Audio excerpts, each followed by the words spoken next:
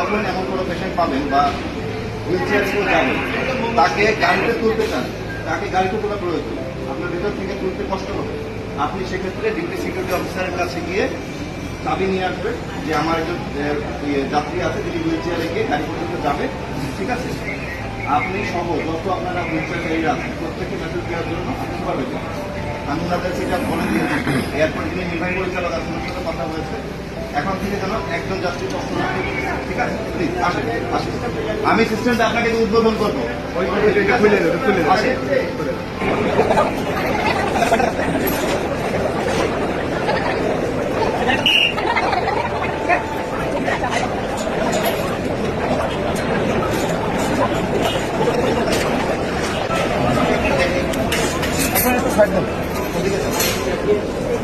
আসেন, যখন এ কথায় আপনি ইনচার্জ, যখন সময় আমার সম্মানিত হুইলচেয়ার কোনো যাত্রী আসবে ওনার জন্য এটা খুলে যাবে, ঠিক আছে?